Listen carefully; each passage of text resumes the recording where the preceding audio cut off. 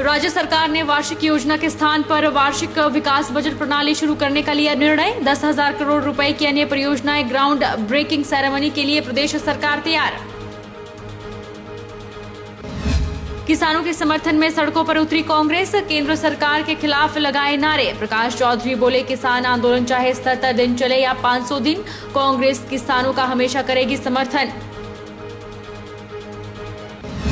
मंडी में कोरोना टीकाकरण महाअभियान का दूसरा चरण आरंभ। अतिरिक्त पुलिस अधीक्षक ने कोरोना टीका लगवाकर की दूसरे चरण की शुरुआत। पहले दिन पुलिस और होमगार्ड के 800 कर्मियों को लगाया गया कोरोना टीका। और छोटी काशी मंडी में शुरू हुई शिवरात्रि की तैयारियां। बाबा भूतनाथ को लगा माखन का लेप। हर रोज अलग अलग रूपों में भोलेनाथ के होंगे दर्शन। पहले दिन श्रद्धालुओं ने संगमेश्वर महादेव के रूप में किए दर्शन। नमस्कार, आप देख रहे हैं HP 24x7। मैं हूं जनीशा। राज्य सरकार ने बजट के लिए योजना और गैर योजना श्रेणियों की पुरानी प्रणाली को खत्म करने और वर्ष 2021-22 से वार्षिक योजना के स्थान पर वार्षिक विकास बजट प्रणाली शुरू करने का निर्णय लिया है। यह बात मुख्यमंत्री जयराम ठाकुर ने वर्ष 2021-22 के लिए वार्षिक विकास बजट के प्रारूप को मंजूरी प्रदान करने के लिए आयोजित राज्य योजना बोर्ड की बैठक की अध्यक्षता करते हुए कही। मुख्यमंत्री ने कहा कि नई प्रणाली में सभी 4 उप योजनाएं सामान्य योजना, अनुसूचित जाति उप योजना, जनजातीय उप योजना और पिछड़ा क्षेत्र उप योजना के नाम अब सामान्य विकास कार्यक्रम, अनुसूचित जाति विकास कार्यक्रम, अनुसूचित जनजाति विकास कार्यक्रम और पिछड़ा क्षेत्र विकास कार्यक्रम रखे जाएंगे। जयराम ठाकुर ने कहा कि राज्य सरकार ने प्रदेश में निजी निवेश को आकर्षित करने की पहल के अंतर्गत धर्मशाला में ग्लोबल इन्वेस्टर्स मीट का आयोजन किया। उन्होंने कहा कि कई नामी उद्यमियों द्वारा 96,000 करोड़ रुपए के समझौता ज्ञापन हस्ताक्षरित किए गए। यह कार्यक्रम सफल रहा और 1 महीने के भीतर ही 13,600 करोड़ रुपए की परियोजनाओं की ग्राउंड ब्रेकिंग सेरेमनी आयोजित की गई। उन्होंने कहा कि 10,000 करोड़ रुपए की अन्य परियोजनाएं ग्राउंड ब्रेकिंग सेरेमनी के लिए तैयार हैं। प्रदेश सरकार के इस प्रयास पर महामारी का प्रतिकूल प्रभाव पड़ा है। किसानों के समर्थन में मंडी कांग्रेस कमेटी सड़कों पर उतरी और केंद्र सरकार के खिलाफ नारेबाजी की। अध्यक्ष प्रकाश चौधरी की अगुवाई में निकली रोष रैली में नारेबाजी कर कृषि कानूनों को वापस लेने की मांग की गई। किसानों की आवाज को बुलंद करते हुए कांग्रेस ने एडीसी मंडी जतिन लाल के माध्यम से राष्ट्रपति को ज्ञापन भी प्रेषित किया।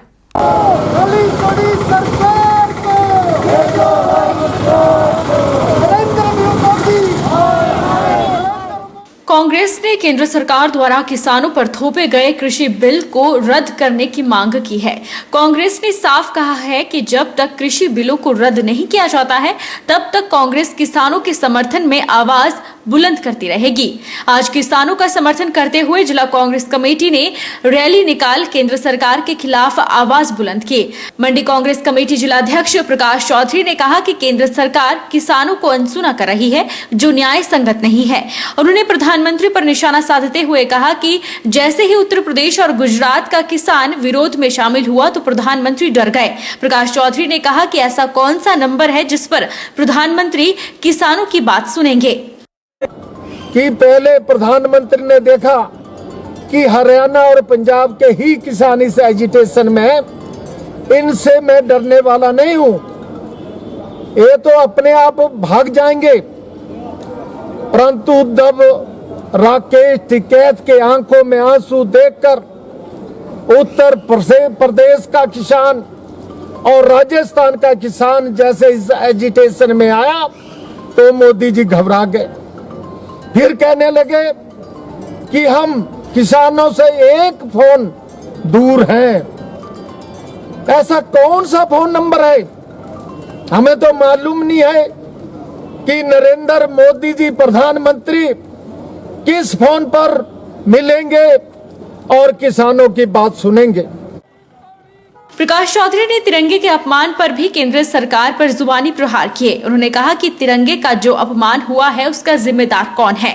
दीप सिद्धू की फोटो प्रधानमंत्री और गृह मंत्री के साथ है, जो सबूत है कि वह RSS का कार्यकर्ता है। उन्होंने कहा कि चाहे किसान 77 दिन के लिए बैठे, 200 दिन के लिए या 500 दिन के लिए, कांग्रेस किसानों का समर्थन हमेशा करेगी। और जो तिरंगे का अपमान हुआ उसके जिम्मेदार कौन? भारतीय जनता पार्टी का एक दीप सिद्धू, जो भारतीय जनता पार्टी के प्रधानमंत्री के साथ उसकी फोटो और गृह मंत्री के साथ उसकी फोटो है, और सीधा इसका उदाहरण मिलता है कि वो भारतीय जनता पार्टी का कार्यकर्ता या पदाधिकारी है, आरएसएस का। और मैं तो 2 बार का मंत्री रह चुका हूं हिमाचल प्रदेश का, 3 बार का विधायक हूं। मेरी कभी फोटो प्रधानमंत्री के साथ नहीं है, उनकी फोटो कैसे आ गई? फिर ये बोलते हैं किसानों को खालिस्तान के लोग हैं, ये उग्रवादी हैं। क्या हमारे हिंदुस्तान के किसान उग्रवादी बन गए या खालिस्तानी बन गए? वो बड़ी ईमानदारी से अपना काम कर रहे हैं। पूरी कांग्रेस पार्टी, चाहे ब्लॉक स्तर पे, चाहे जिला स्तर पे, चाहे प्रदेश स्तर पे, चाहे राष्ट्र स्तर पे, हम किसानों के साथ हैं। दिल्ली में चल रहे किसान विरोधी कृषि विधेयक कानून को लेकर नाचन कांग्रेस भी समर्थन में उतर आई है। बुधवार को उपमंडल कार्यालय गोहर में पार्टी वर्करों द्वारा धरना प्रदर्शन, नारेबाजी कर तहसीलदार के माध्यम से राष्ट्रपति को ज्ञापन सौंपा, जिसमें किसान विरोधी कानूनों को निरस्त करने की गुहार लगाई गई है। प्रदर्शन को लेकर नाचन कांग्रेस पार्टी के प्रभारी नीलमणि ठाकुर ने केंद्र सरकार पर तीखा प्रहार भी किया। दिल्ली में सड़कों के ऊपर इतनी ठंड में खड़े हुए हैं और सोए हुए हैं और उनको ठंड से जो है बुरी हालत है किसानों की, उसके बावजूद भी भारतीय जनता पार्टी की सरकार बोल रही है कि ये जो है उग्रवादी है, ये जो खालिस्तानी है। ये बड़े दुख की बात है। हमें इस चीज को देखते हुए आज जो है सरकार के विरोध में जो है यहाँ ये धरना प्रदर्शन करना पड़ रहा है। ये शांतिप्रिय धरना प्रदर्शन है। सभी कांग्रेस के वरिष्ठ लोग हैं, ये बड़े शांतिप्रिय जो है इस धरने को इन्होंने जो है संपर्क करने जा रहे हैं। तो मेरा सरकार से एक बार फिर आग्रह है कि यदि किसानों की बात को नहीं मानेंगे तो अब जो है यह धरना प्रदर्शन जो है हम भी कांग्रेस पार्टी जो नाचन की है वो भी सड़कों पे उतरेगी और इस धरने को और तेज करेगी।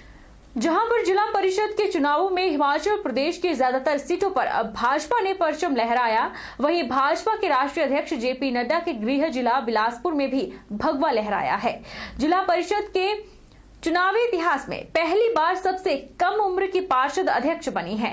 बिलासपुर में भाजपा की 21 वर्षीय उम्मीदवार मुस्कान को जिला परिषद अध्यक्ष बनाया गया। जहां पर जिला परिषद के चुनावों में हिमाचल प्रदेश के ज्यादातर सीटों पर भाजपा ने परचम लहराया, वहीं पर भाजपा के अध्यक्ष जेपी नड्डा के गृह जिले की जिला परिषद के अध्यक्ष उपाध्यक्ष पद के चुनाव में भाजपा ने कब्जा कर लिया है। अब तक के जिला परिषद के इतिहास में पहली बार सबसे कम आयु की 21 वर्षीय मुस्कान अध्यक्ष पद पर काबिज हुई हैं। इस अवसर पर नवनिर्वाचित जिला परिषद अध्यक्षा मुस्कान ने कहा कि अगर कहीं भी भ्रष्टाचार से जुड़ा मामला उनके समक्ष आएगा तो वह उस मामले की पैरवी खुद करेगी। प्रदेश सरकार की विकासात्मक और कल्याणकारी योजनाओं को लाभ लोगों तक पहुंचाने का प्रयास किया जाएगा। उधर बिलासपुर जिला परिषद के अध्यक्ष उपाध्यक्ष पर भाजपा के काबिज होने के बाद भाजपा कार्यकर्ताओं ने पटाखे फोड़कर खुशी मनाई। सबसे पहले तो मैं धन्यवाद करना चाहूँगी सभी का, जिन्होंने मुझे इस काबिल समझा और मुझे इस पद तक पहुँचाया। और मैं धन्यवाद करना चाहूँगी हमारे मुख्यमंत्री जी का, जिन्होंने मुझे अपने परिवार में शामिल किया। और मेरा जिला परिषद के सभी सदस्यों से निवेदन है कि कृपया करके अपने निराश ना होए। और मैं चेयरमैन हूँ तो आप सभी चेयरमैन ही हैं, और ऐसा कुछ नहीं है कि मैं चेयरमैन हूँ तो आप सभी जिला परिषद ही हो। हम सब मिलजुल के काम करेंगे और जो विकास के कार्य होंगे उनको ऊंचे स्तर पर पहुँचाएंगे। इस जीत में विशेष बात यह है कि भारतीय जनता पार्टी ने युवाओं को अधिमान दिया और साथ ही सामान्य महिला की सीट होने के बावजूद अनुसूचित जाति वर्ग की इस युवती को चुना है और उसको चेयरमैन बनाया है। हमने उस वर्ग को सम्मान दिया है जो वर्ग उपेक्षित रहता है। ये दर्शाता है कि भारतीय जनता पार्टी हमेशा जो अनुसूचित जाति वर्ग है, अनुसूचित जनजाति वर्ग है, अन्य पिछड़ा वर्ग है, उनके उत्थान की कोशिश करते हैं। जब भी मौका मिलता है उनके मान सम्मान को बढ़ाते हैं। मंडी जिला में बुधवार को कोरोना टीकाकरण महाअभियान का दूसरा चरण शुरू हो गया। दूसरे चरण के पहले दिन पुलिस और होमगार्ड के करीब 800 अधिकारियों कर्मचारियों को कोरोना टीका लगाया गया। दूसरे चरण में इस सप्ताह पुलिस, होमगार्ड, राजस्व और ग्रामीण विकास एवं पंचायती राज और शहरी विकास विभाग के करीब 3000 अधिकारियों कर्मचारियों को कोरोना टीकाकरण लगाने का लक्ष्य रखा गया है। वहीं अतिरिक्त पुलिस अधीक्षक ने कोरोना टीका लगवाकर दूसरे चरण की शुरुआत की। मंडी जिला में कोविड वैक्सीनेशन के दूसरे चरण में 13 फरवरी तक पुलिस विभाग, राजस्व विभाग और पंचायती राज विभाग के फ्रंट लाइन वर्कर्स की वैक्सीनेशन की जाएगी। वहीं कोरोना टीकाकरण के दूसरे चरण में बुधवार को पुलिस विभाग के कर्मियों को टीका लगाया गया, जिसमें एएसपी मंडी आशीष शर्मा ने भी कोरोना वैक्सीन का टीका लगाया। उधर सीएमओ मंडी डॉक्टर देवेंद्र शर्मा ने बताया कि कोविड वैक्सीनेशन का पहला चरण 9 फरवरी तक चला, जिसमें 11,000 स्वास्थ्य कर्मियों का टीकाकरण किया गया और अब 10 फरवरी से वैक्सीनेशन का दूसरा चरण शुरू हो गया है और दूसरे चरण में 10 फरवरी से 13 फरवरी तक पुलिस विभाग, राजस्व विभाग और पंचायती राज विभाग के फ्रंट लाइन कर्मियों को वैक्सीनेशन दी जाएगी। इसके लिए मंडी जिला में सब डिविजनल लेवल पर 13 जगहों पर साइट्स बनाई गई हैं। उन्होंने बताया कि दूसरे चरण में 5000 फ्रंटलाइन वर्कर्स का वैक्सीनेशन किया जाएगा, जिसके लिए कोविशील्ड की डोज विभाग के पास पर्याप्त मात्रा में उपलब्ध है। और आज से जो दूसरा चरण था, जिसमें कि फ्रंटलाइन वर्कर्स जो पुलिस विभाग, राजस्व विभाग और पंचायती राज विभाग के हैं, उनका इस दूसरे चरण में टीकाकरण आज से शुरू हो गया, जिसमें कि मंडी जिला में 13 जगह पर सेशन साइट्स बनी हुई हैं, जो कि हर सब डिविजनल हेडक्वार्टर पर है और police 3rd battalion police Pandoh में है। इनका आज टीकाकरण शुरू हो चुका है। पुलिस विभाग के सभी कर्मचारियों में इस टीकाकरण के लिए खासा उत्साह है और सभी काफ़ी खुशी से और उत्साह से इस टीकाकरण में भाग ले रहे हैं। कोविड की जंग जीतने के लिए मंडी जिला के उपमंडल जोगिंद्रनगर में भी पुलिस अधिकारियों और कर्मचारियों ने कोरोना वैक्सीन लगाई। जोगिंद्रनगर पुलिस थाने के 28 पुलिस जवानों ने दूसरे चरण में वैक्सीन लगवाने में दिलचस्पी दिखाई। पुलिस थाने के प्रभारी संदीप शर्मा ने भी वैक्सीन लगाई और कहा कि वैक्सीन पूरी तरह से सुरक्षित है, लिहाजा सभी वैक्सीनेशन के लिए आगे आए। कोरोना वैक्सीन को लेकर आज पुलिस विभाग का वैक्सीनेशन किया गया है। जोगिंद्रनगर पुलिस स्टेशन के 28 जो मुलाजिम थे, उनकी आज वैक्सीनेशन हुई है। वैक्सीनेशन के बाद कोई भी इसी तरह के किसी को भी कोई सिम्टम नहीं आया है। मैं जनता से और बाकी लोगों से भी आह्वान करूंगा कि वो वैक्सीनेशन में बढ़ चढ़ के पार्टिसिपेट करें, वैक्सीनेशन करवाएं। ये पूरी तरह से सुरक्षित है और आपको सुरक्षित रखेगा। रुकेंगे एक छोटे से ब्रेक के लिए, ब्रेक के बाद फौरन लौटेंगे।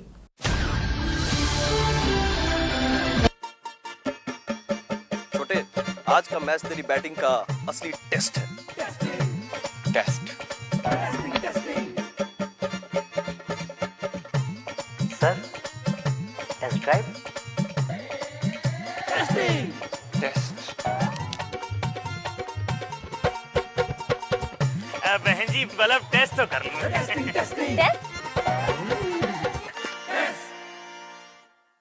मन में शक है तो सरकारी अस्पताल के आईसीटीसी में HIV की मुफ्त जांच कराएं और सलाह पाएं।